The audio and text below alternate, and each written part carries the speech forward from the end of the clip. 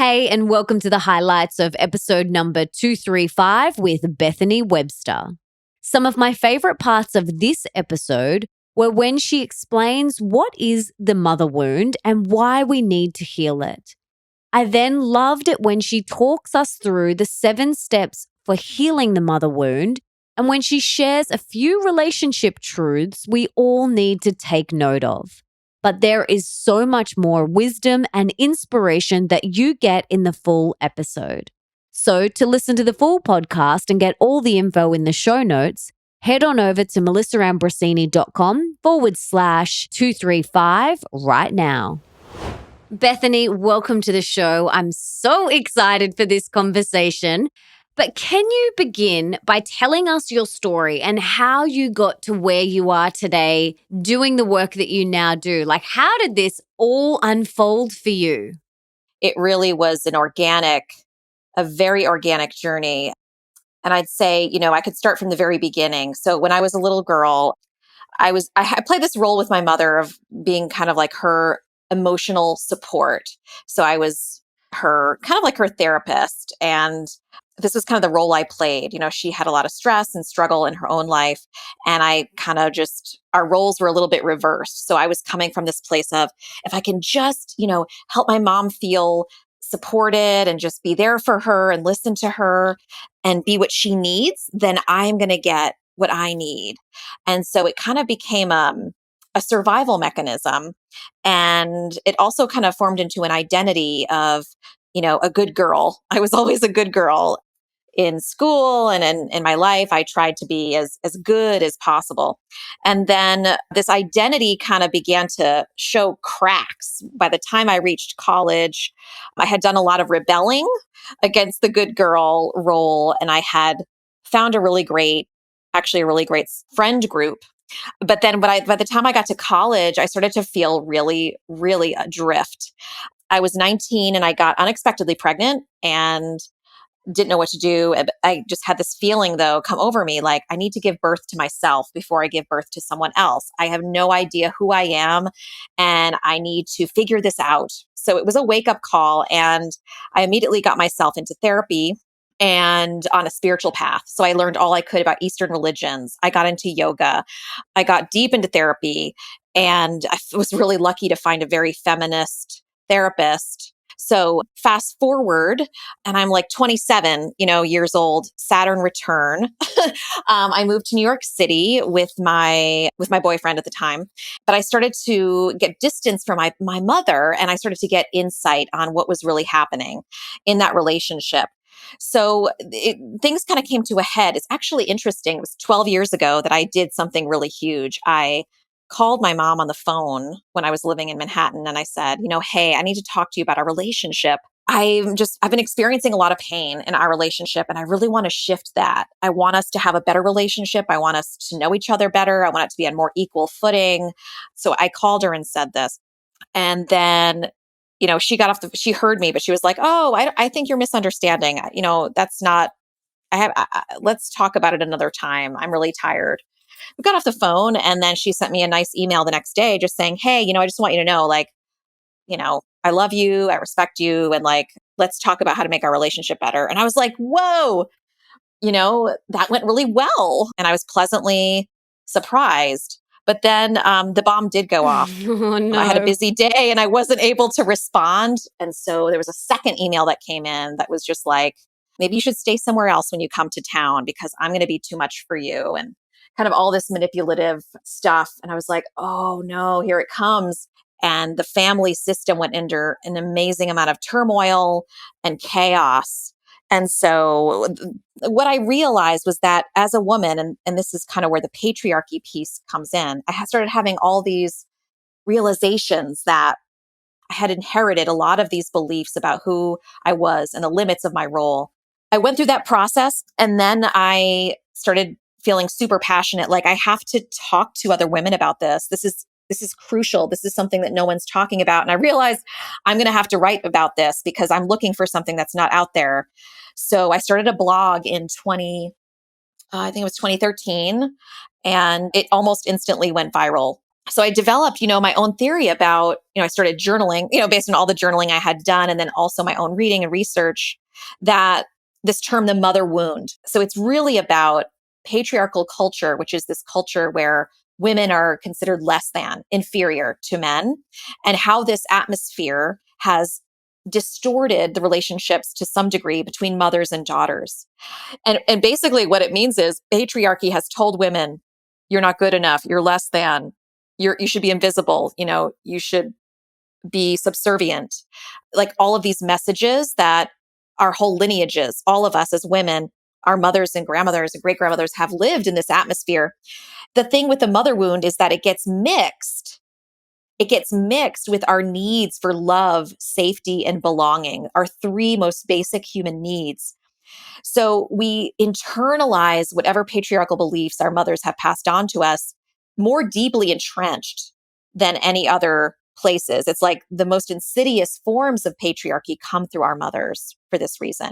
And often it's unintentional, like mothers wanting to protect their daughters, like don't speak too loud, don't bring attention to yourself, don't rock the boat, stay in the confines of acceptability. And those messages are given out of love a lot of times to protect the daughter, to keep her out of harm's way.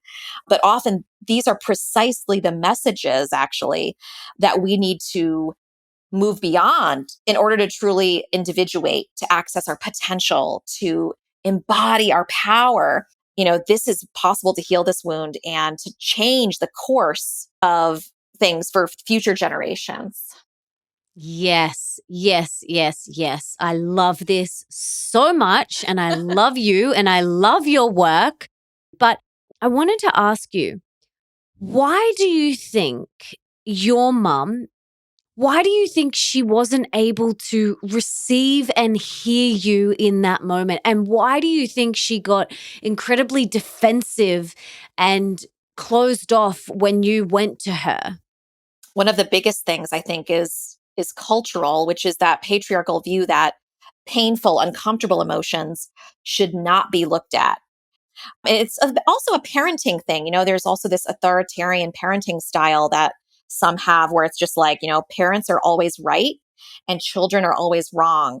And you have to you have to endure whatever your parents give you because they're your parents. They gave you life. So that's another belief that's in there. And I think also, God bless her. My mother went through an enormous amount of trauma and she never got the support. I don't know if she didn't have the fortitude. She didn't feel, she didn't have the tools. I don't think she had many models. And so the only way she could interpret my genuine desire to change the dynamic in our relationship, which came from love, she could only interpret that as assault and as attack because she didn't have any other models for anything different. And that's really Yes. sad and tragic. Wow. Huge. I'm just thinking, imagine if, and imagine what would have happened if anyone came to their mother and they sat them down and they practiced what I call CCC, crystal clear communication, which is when you speak from your heart and you look at the other person in the eyes and you practice that. Imagine if you sat down and she received it with an open heart. Imagine how that would have then unfolded from there. And I just want to encourage anybody to, if they do have a daughter or they go to their mom, like just stay open, stay Mm. open. Yeah, absolutely. Absolutely. And I think that, if my mom had been open to crystal clear communication, I think she thought she was. I think she thought that, Right.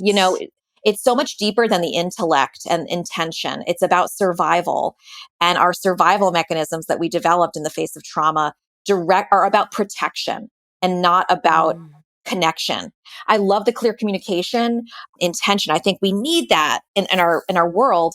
And if we can get more tools and more mindsets and build kind of a culture of self-reflection where we make it less taboo, to have these kind of conversations, then we're more likely to get people the support they need, to be capable of that CCC, which it takes a level of sophistication, psychologically to be open. So how do we equip people to be capable of that? That's really the question that I'm really excited about. So I'm glad you brought that up. You've got the 7 steps to healing this mother wound. Can you take us through them? I would love to. So, the first step is looking at our mothers as our foundation, really acknowledging that our mothers helped create who we are, our beliefs about our bodies, about money, about sexuality, about our potential, what's capable for us. Really taking in inventory of, how has my mother influenced who I am? And for a lot of women, that basic inventory is mind blowing because you start to see, like, where have I taken on beliefs that aren't really mine? You know, where have I internalized beliefs that actually are a strategy, to get approval or to be liked, and what's really true for me? Step two is looking at the stereotypes and the myths that perpetuate the mother wound.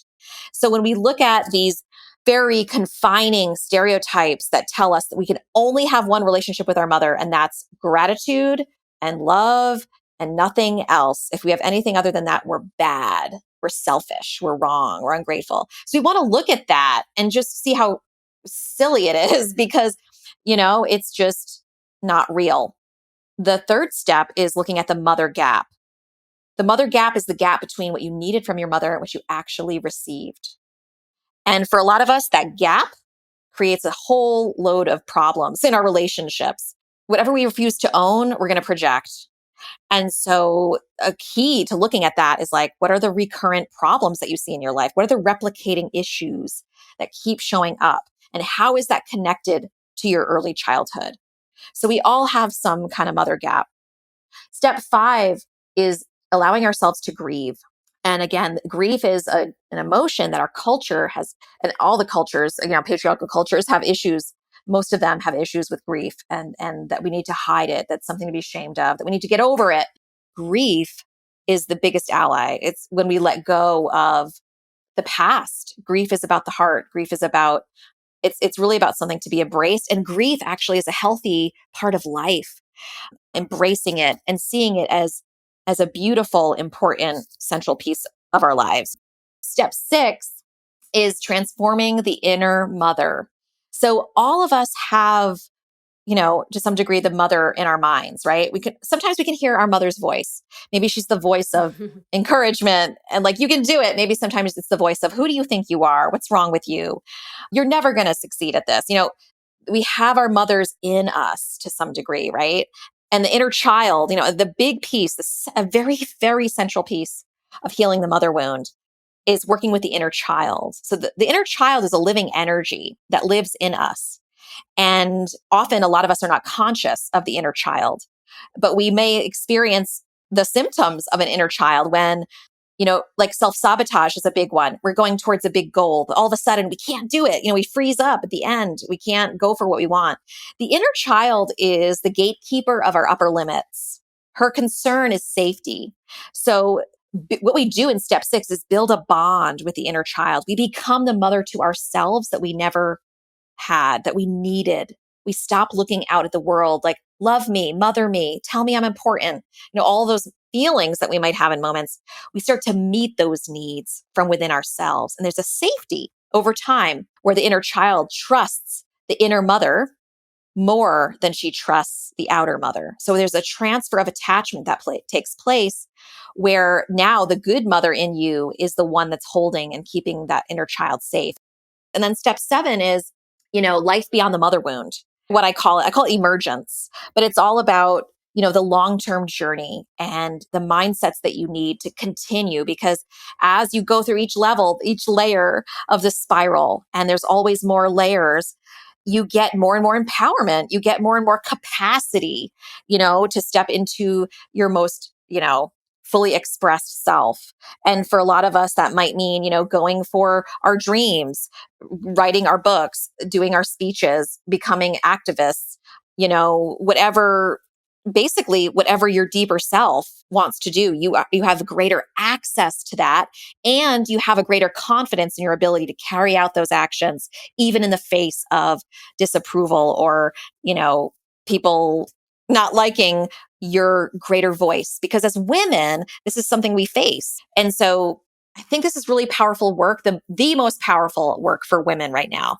Holy moly, like I'm just bowing down to you right now. But ideally, we would have done this work before we have children. Is that what you kind of think? Ideally, do it before you have kids? It's never too late. And I always say, trust exactly where you're at.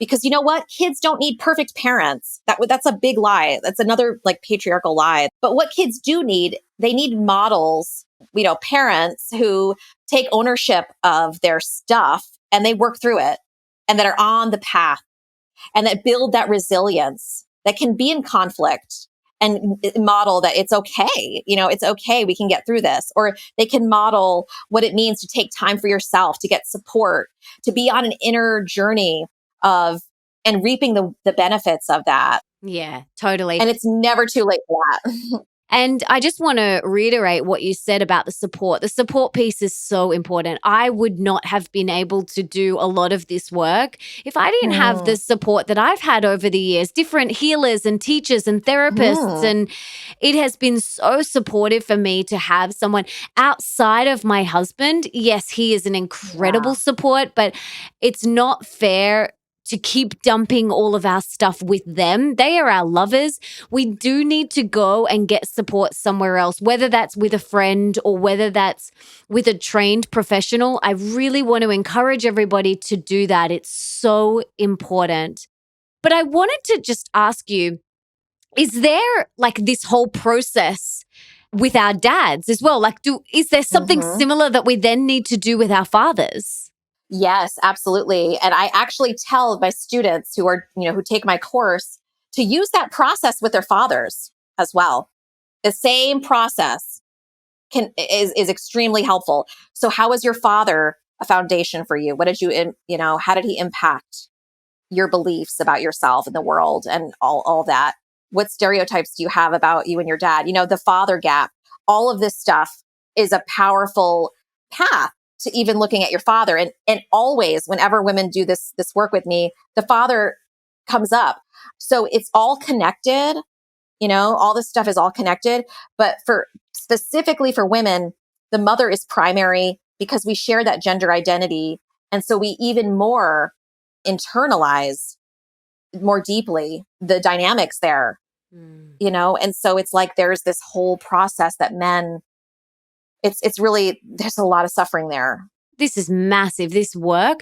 And yeah, you can see that a lot of the violence and the anger that is in the world, where it stems from, these wounds, these inner wounds. But I'd love to hear, what are you working on within yourself at the moment? Like, where are you at with all of this within yourself? Or is there something else that you're focused on and working on within yourself today? At the moment, my current relationship, which is actually with a woman, so I have a wife now, it's not about abandonment anymore. It's about invasion. I'm healing the invasion part of my mother wound. So my mom was really invasive. She read my journals. She felt entitled to me in kind of a predatory way. So my wound is like when she's really like present, sometimes I get like triggered, like, oh, this feels like, this feels like invasion right now. And so I've been working on like helping my inner child feel safe, that she's no longer being invaded. This is actually I'm safe right now. So it's like this amazing landscape of healing that I wasn't even aware of before, that I'm healing a whole nother part of the wound. Beautiful. Beautiful. Thank you for sharing. And it's so important. Like, my husband's very much on the journey as well. And I'm so, so, so grateful that he is so open to doing his own work and then doing work with me, which is just awesome. Because in a relationship, you've got your stuff, his stuff, and then combined stuff. So, there's three entities that need to be looked at, and they all need love and they all need attention. And I think, if the other person is going through something, it's really beautiful to be able to hold space for them whilst they move through that and heal that thing. It's a really beautiful thing to be able to offer the other person. Absolutely. And I think especially with, our attachment wounds, the biggest thing that can help you move through some of that stuff is each partner taking responsibility for that child, right? The primary relationship is always with ourselves. always with the child within. That's a lifelong marriage, is the child within, healing that child. And then then we can show up to our partners, and then we can really have intimacy, right? Because when both people can feel that level of vulnerability and that level of strength, it's like a laboratory for true growth that's, without limits.